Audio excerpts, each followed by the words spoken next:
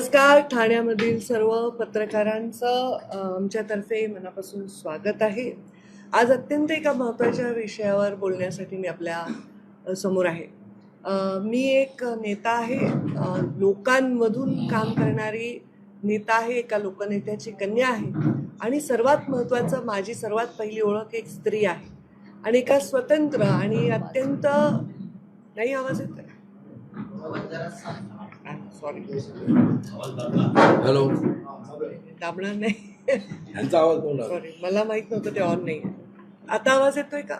मी परत एकदा नमस्कार. या पत्रकार परिषदेमध्ये ठाण्यामधील सर्व पत्रकार बांधवांचं मी स्वागत करते. इलेक्ट्रॉनिक मीडिया आणि प्रिंट मीडिया सर्वांचं, खास करून त्या सगळ्या महिला पत्रकारांचं पण स्वागत करते. कारण मनामध्ये जेव्हा या विधेयकाला नाकारलं गेलं तेव्हा प्रत्येक महिलेला कुठेतरी प्रतारित केल्यासारखं वाटलं असेल.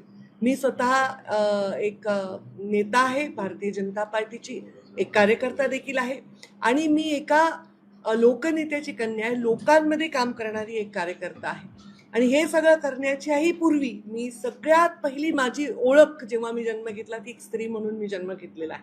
आणि मी स्त्री म्हणून कुठल्याही अंशाने कमी नाही हे विचारांनी मी वाढलेली आहे. पण जेव्हा राजकारणामध्ये आपण काम करतो तेव्हा स्त्रीला तिच्या अधिकाराचा, तिच्या आतापर्यंत तिने जे कष्ट केले त्याचं फळ मिळालं पाहिजे यासाठी अनेक दशकं आपण बोलत आहोत आणि आपण हे म्हणत आहोत की महिलांना राजकारणामध्ये आरक्षण मिळालं पाहिजे. स्थानिक स्वराज्य संस्थांमध्ये आपण ते यशस्वी करू शकलो प्रचंड लढाईनंतर. पण आता विधानसभेमध्ये, लोकसभेमध्ये, पॉलिसी मेकिंगमध्ये स्त्रियांचा मोठा सहभाग असला पाहिजे. यासाठी हे आरक्षण अत्यंत महत्त्वाचं आहे. मी जेव्हा रोज सकाळी घरातून निघते मी देवाला हात जोडते आणि रोज म्हणते, या देवी सर्वभूतेषु शक्तिरूपेण संस्थिता नमस्तस्यै नमस्तस्यै नमस्तस्यै नमो नमः. याचा अर्थ काय आहे? या प्रत्येक गोष्टी आपल्या असं म्हणतात जे आहेत ते प्राणी आहेत, माणूस आहे, प्रत्येक जीवामध्ये देवीचा अंश आहे. आपण या संस्कृतीत वाढले असताना मला तर प्रत्यक्षात महिलेला 33% आरक्षण मागायची वेळ आली. आपण आरक्षण देणारे कोण? आपण त्यांची जागा ठरवणारे कोण? ही वेळ आलेली आहे. ती मधल्या काळात महिलांची झालेली कुचंबणा, महिलांना नकारल्यामुळे आणि महिलांना दाबून ठेवल्यामुळे झालेलं आहे. आणि हे भारतीय जनता पार्टीला कधीही मान्य नाही.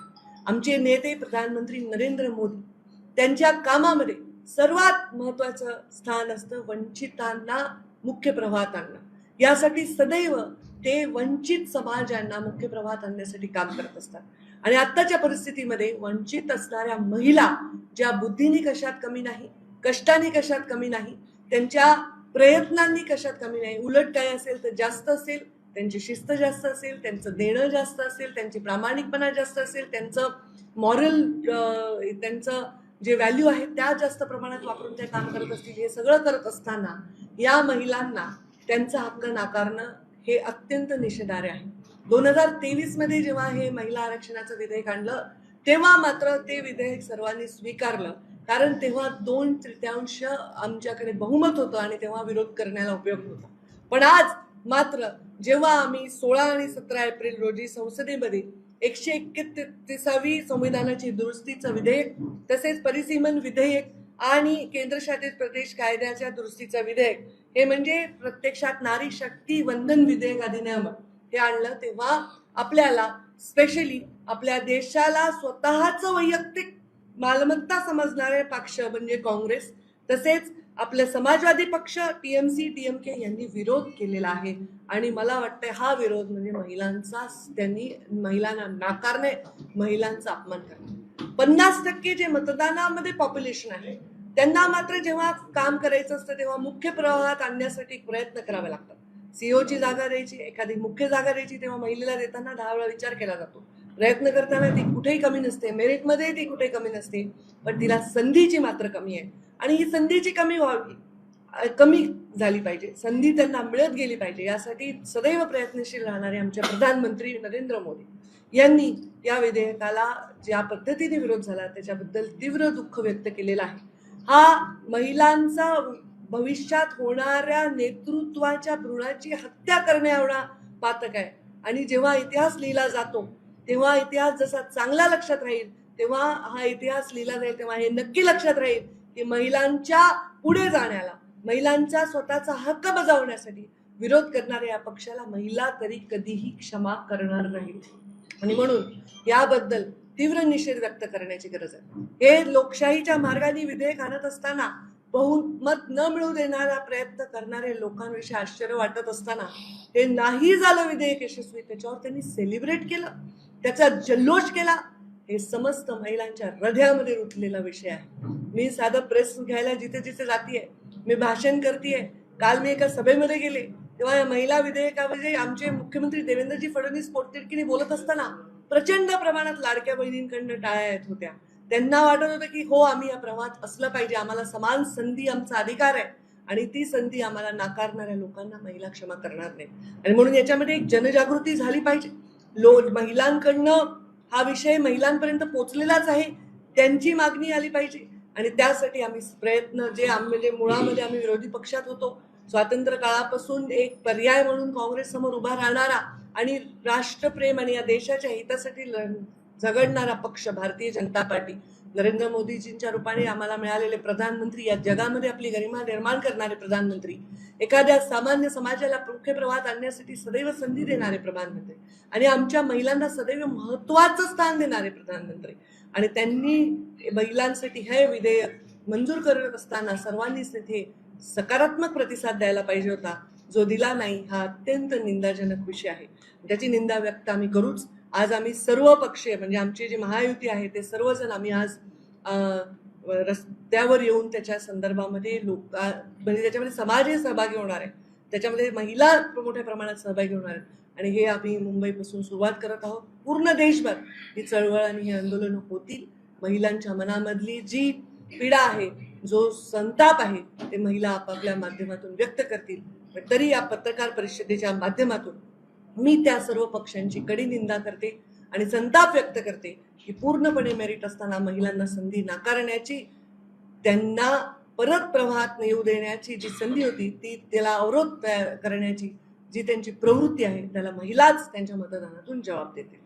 आता आपल्या सर्वांना काही जर विचारायचं असेल तर आपण विचारू शकतो.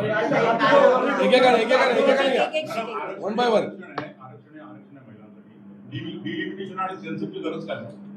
डिलिमिटेशन हा आपल्या प्रक्रियेतला एक भाग आहे. जेव्हा आपल्याकडे लोकसंख्या वाढते आणि आपण डिलिमिटेशन करतो, म्हणजे आपल्याला त्याच्या बाउंड्रीज मतदारसंघाच्या निश्चित कराव्या लागतात आणि हे न करता आपण ते करू शकणार नाहीत. त्यामुळे तो एक त्याच्यातला एक तांत्रिक मुद्दा आहे. डिलिमिटेशन हे पर्यायाने वेळोवेळी होत आलेलं आहे, मागेही डिलिमिटेशन झालेलं आहे. तर डिलिमिटेशन ही पर्याय आपल्यासाठी अत्यंत महत्वाचा होता आणि ते करणं गरजेचं होतं. त्याच्याशिवाय आपण हे मतदारसंघ रेखाटू शकत नाही. मॅडम, ज्याप्रमाणे काल मुख्यमंत्र्यांनी पत्रकार परिषद घेतली आणि आवाहन केलं की माझ्या स्तराच्या कोणत्याही नेत्याला माझ्या समोर आणा आणि मी डिबेटला तयार आहे, तर हे जे चॅलेंज आहे ते सुप्रिया सुळेंनी स्वीकारलेलं आहे. मग आता ते डिबेटला बसतील आणि जग पाहिल. पण त्याच्यावरती ते ज्याप्रमाणे मुख्यमंत्री म्हणाले की माझ्या स्तराचा नेता पाठवून द्या, मी बसायला तयार आहे, तर संजय राऊत म्हणतायत की शरद पवारांच्या स्तराला यायला अजून 100 वर्ष फडणवीस सरणार. मला तर ऍक्च्युली कोण काय म्हणाले याच्यावर उत्तर देणं माझं काम नाहीये. मी फक्त माझ्या या विधेयकाविषयी आपले काही प्रश्न असेल तर त्याच्यावर उत्तर देईन. आणि मुख्यमंत्र्यांचा स्तर कोणी काढू नये असं मला वाटतं, कारण 3ऱ्या वेळा मुख्यमंत्री झाल्याचा इतिहास तरी कोणी प्रत्यक्षात नोंदवलेला नाही. ते स्वतःच्या गुणावर, कुठल्याही जातीपातीचं राजकारण न करता केवळ आणि केवळ मेरिटवर आणि विकासाच्या जीवावर 3ऱ्यांदा लोकांना आवडून मुख्यमंत्री झालेले आहेत. तर त्यांच्याविषयी कोणी अशी टिप्पणी करणं मला वाटत नाही. ते लेवल ठरवण्याची आमची पात्रता किंवा आमचं ते रोल आहे, ते लेवल ठरवण्याचा रोल केवळ जनतेचा आहे आणि तो जनतेने वेळोवेळी ठरवून दिलेला आहे.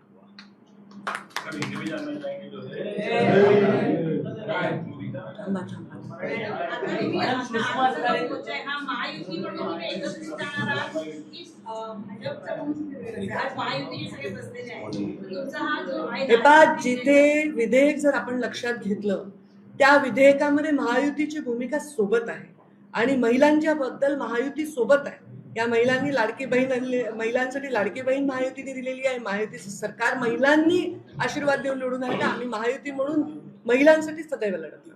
मॅडम सुषमा अंधारे असं म्हणतायत की मी परत तुम्ही तेच करताय, मी दुसऱ्यांच्या प्रश्नांवर टिप्पणी करत नाही. भाजपच्या स्लोगनमध्ये फोन गेले होते या बिलासाठी, या बिल मंजूर होऊ नये अनेकांचे फोन गेले होते भाजपच्या नेत्यांमध्ये, राऊतांनी आरोप केले होते. त्यांनी ते दाखवावे, याच्यावर मी बोलणं मला नाही. मी कोणाचं ऐकलेलं नाही त्याच्यावर टिप्पणी करणार नाही. आणि कोण कोणास काय म्हणाले याच्यावर मी प्रेसमध्ये उत्तर देत भाजपमध्ये 2 फूट पडले का फक्त या बिलासंदर्भात असा एक प्रश्न उपस्थित होता. का तर मोदींकडे एवढं मत असून सुद्धा कमी कुठेतरी पडलं आपण. मला या विधेयकावर कोणाला काय विचारायचंय का? विधेयकासंदर्भात विचारा. विधेयकाचा अभ्यास करावा लागेल विधेयकावर प्रश्न विचारण्यासाठी. आपण विधेयकावर बोला विधेयकावर. तुम्हाला काय हा प्रश्न निरर्थक आहे, कारण ह्याच्यामध्ये भारतीय जनता पार्टी आणि भारतीय जनता पार्टीच्या मित्रपक्ष सोबत आहेत, त्यामुळे हे मतदानावर असतं. त्यामुळे असं काही बोलणं हे म्हणजे अभ्यास शून्य आहे. 2023लाच हे विधेयक तुमच्यापैकी कोणी पत्रकारांना काही प्रश्न नाही विचारायचे? मॅडम 2023 महिलांना काही विचारायचं नाही का? माझा प्रश्न असा आहे, 2023ला मी रिपीटेडली एकाच व्यक्तीबरोबर नाही बोलू शकत. आपल्याला 3 प्रश्न दिले, आपण नवीन कोणाला तरी विचारू. आपण पत्रकार आहात, इकडे कशा आले आपण? आता आपला प्रश्न विचार. प्रश्न असा होता की ते विधेयक का मंजूर झालं नाही हे जाणून घ्यायचं, सगळ्यांना ते कळलं पाहिजे का मंजूर झालेलं. हे सगळ्यांना कळले, त्यांनाच फक्त नाही कळलं. आम्हाला पण नाही कळलं, आम्ही पण नाही कळलं. कारण ज्या पक्षांनी त्याचा विरोध केलाय त्यांनी मतदान नाही केलाय, त्याच्यामुळे मंजूर नाही झालं. काहींना असे फोन गेले होते का या बिलासाठी सत्ताधाऱ्यांना की बाबा हे बिल मंजूर होऊ नये यासाठी अनेकांना फोन गेले होते सत्ताधाऱ्यांमध्ये? मला कळत नाही की हे म्हणजे हे कुठल्या पातळीचे प्रश्न आहे, असं कोण करतं? म्हणजे असे प्रश्न विचारणं सुद्धा मला वाटतं पत्रकाराच्या पण गरिमेचा प्रश्न निर्माण होईल. आपण असे प्रश्न विचारू नये. असं कोण करतं? असं कोणीही करत नसतं. त्यामुळे अशा निरर्थक चर्चांना उत्तर देण्यात काही अर्थ नाही. 2023 विधेयक आणि आताचं विधेयक यात फरक काय होता? 2023 मध्ये जेव्हा आपण महिला आरक्षण विधेयक मंजूर केलं त्यावेळी आपल्याला डिलिमिटेशन आणि काही केंद्रशासित प्रदेशामध्ये प्रत्येक जे आपल्या राज्यांमध्ये जे निर्णय लागू होतात किंवा जे कायदे लागू होतात ते जशाला तसे नसल्यामुळे त्यांच्याकडे पण महिलांना आरक्षण मिळावं हे आपण ऍडिशनल याच्यामध्ये घेतलेलं आहे. हे फक्त महिला हिताचं, याच्यात कोणाचं वैयक्तिक हित नाही. आणि जर कोणी म्हणत असेल की याच्यामध्ये कोणाला वैयक्तिक हित साधायचं आणि आम्हाला त्याच्यामध्ये काहीतरी क्रेडिट घ्यायचंय, तर हे क्रेडिट घेण्याची संधी सुद्धा या लोकांनी घालवली असं महिलांना वाटत नाही का? कारण ह्याच्यामध्ये असं कोणाचा वैयक्तिक स्वार्थ असण्याचं काही कारण नाही. एखादा नेता असतो एखाद्या पदावर तेव्हा तो एखादा निर्णय घेतो, तो निर्णय त्याच्या अनेक वर्ष पुढे सुद्धा तो लागू राहतो. आणि त्यामुळे महिला आरक्षणाला समर्थन देऊन लक्षात ठेवण्याची संधी या लोकांनी घालवली. कारण मला वाटतं की हे महिला द्वेष्टे आहेत, महिलांनी पुढे येऊ नये अशा विचारसरणीचे पुरस्कर्ते आहेत आणि त्याच्यामुळे यांनी महिला आरक्षण विधेयकाला विरोध केला. निषेध करण्यापेक्षा ज्या महिला विधेयकाला मंजूर करण्यासाठी प्रतीक्षा करत असणाऱ्या सर्व महिला आपली भावना, कारण आपल्याकडे एखादी घटना घडल्यावर की लोक मोठ्या प्रमाणामध्ये व्यक्त होतात, ते व्यक्त होत आहेत. आमच्याकडे सोशल मीडियाच्या माध्यमातून फोन करून व्हॉट्सअपवर संताप व्यक्त करत आहेत की असं यांनी का केलं. त्या सगळ्यांची भूमिका किंवा प्रतीक म्हणून आम्ही या पद्धतीच्या रस्त्यावर येणं किंवा वेळोवेळी वेगळ्या ठिकाणी संमेलनं घेणं, याची जागृती करणं, याच्याकडे आमचं प्रचंड प्रमाणामध्ये आम्ही त्यांना सहकार्य करतो. दाक्षिणात्याकडे अजूनही पितृसत्ताक पद्धतीचे संस्कार आहेत, तिथे कुठेतरी त्याचा परिणाम आपलं हे विधेयक नाकारण्याचा याच्यावर झालेला आहे. मला असं वाटतं हे फक्त आणि फक्त असुरक्षिततेमुळे आहे. स्वतःच्या स्वार्थासाठी, स्वतःच्या पक्षाच्या अस्तित्वासाठी, जगातील आधी आपल्या देशातील आपल्या भविष्याचं अस्तित्व ज्यांनी जुगार त्याचा खेळलाय त्यांच्या प्रवृत्तीमुळे हे होत असतं.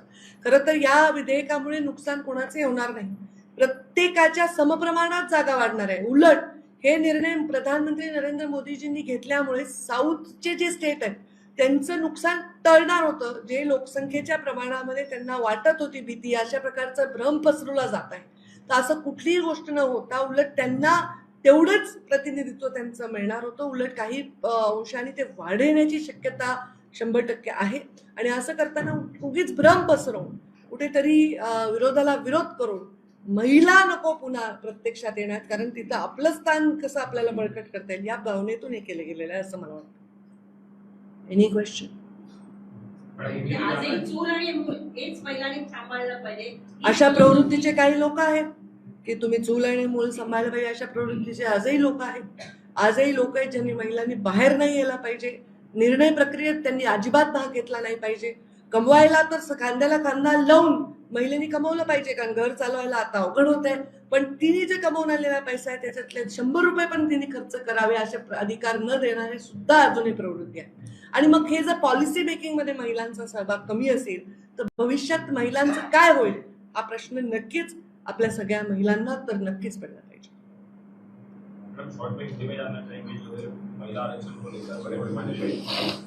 देखिए, आज ये पत्रकार परिषद जो मैं ले रही हूँ थाना में, ये बहुत ही कड़ा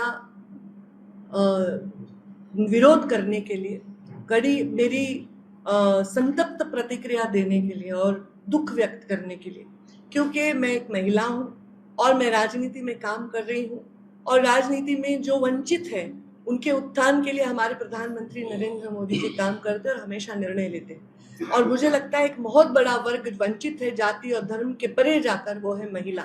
और इन महिलाओं को राजनीति में अब स्थानिक हमारे जो लोकल बॉडीज है उसमें तो प्रतिनिधित्व मिल गया है, आरक्षण मिल गया है, परंतु पॉलिसी मेकिंग में जहां हम लोग कायदे बनाते हैं उस लोकसभा में और विधानसभा में आरक्षण मिलना चाहिए. इसके लिए जो हम निर्णय लेने जा रहे थे उसका विरोध करने का पक्षों ने कुछ, जैसे कि कांग्रेस है, जैसे कि समाजवादी है, टीएमसी, डीएमके, इन्होंने इसका विरोध करने का एक पाप किया है. जो महिलाओं का नेतृत्व भविष्य में बहुत अच्छी तरह से करने वाला था, उनके भ्रूण में ही हत्या करने का पातक इन्होंने किया है.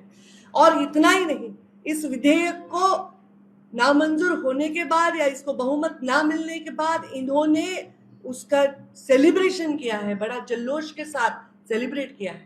मतलब महिलाओं के नेतृत्व को नकारने का, उनके प्रगति में अवरोध निर्माण करने के बाद उसको सेलिब्रेट करने वाली इन प्रवृत्तियों को महिलाएं इस देश की कभी भी क्षमा नहीं करेंगी.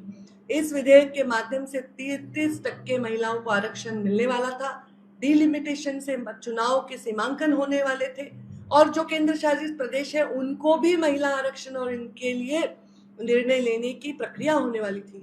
इन चीजों को रोकने का पातक इन्होंने किया है. इनको महिलाएं जवाब देने वाली. आगे आने वाले काल में ये पार्टियां शायद पूरी तरह महिलाओं से नकारी जाएंगी, ऐसा मुझे विश्वास है. आंदोलन भी किया जाने वाला, आने वाले समय में किस प्रकार से महिला आरक्षण लागू किया जाएगा, क्या प्रयास किए जाएंगे विपक्ष को साथ में लेने के लिए? देखिए, प्रयास तो किए जाने चाहिए, प्रयास ये अविरत चलते रहेंगे, पर जिस तरीके से इसको नकारा गया है बहुत ही निंदाजनक बात है, बहुत ही दुख देने वाली बात है.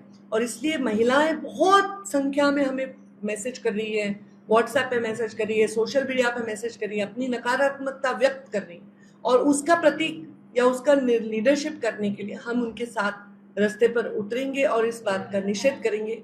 मुझे लगता है ये जो एक लोगों के मन में जो दुख है या एक पीड़ा है या एक गुस्सा है, वो लोग हर जगह इस देश के कोने कोने में व्यक्त होंगे और मेरी महिलाएं, मेरी बहनें व्यक्त होंगी. पूरा मेरिट होने के बावजूद, पूरा काम करने के बावजूद प्रमुख पद से उनको नकारना या उनके आरक्षण के हक से, वैसे तो देखा जाए तो हम आरक्षण उनको दे रहे यही महिलाओं की प्रताड़ना है. हम मतलब उनको जैसे कोई हम फेवर कर रहे हैं या उनके लिए कोई हम हमारी तरफ से कुछ भेंट दे रहे हैं, ऐसा नहीं है. वो उनका हक है. पर अभी पिछले सालों में महिलाओं को जिस तरह से प्रताड़ित किया गया या उनके मेरिट को नकारा गया, उनको हर चीज़ के लिए लड़ना पड़ा, अगर वो पॉलिसी मेकिंग में आएंगी तो भविष्य में बहुत अच्छा काम कर पाएंगी और महिलाओं के लिए निर्णय ले पाएंगी. पर इसको अवरोध करने वाले लोगों के प्रति निंदा व्यक्त करते हुए मुझे पूरा विश्वास है कि देश की हर महिला अपने अपने तरीके से व्यक्त होगी और भविष्य में इतना देश में इसके बारे में हलचल होगी कि ये निर्णय लेने पर, बहुमत से लेने पर पक्षों को मजबूर करने की ताकत हमारी महिलाओं में.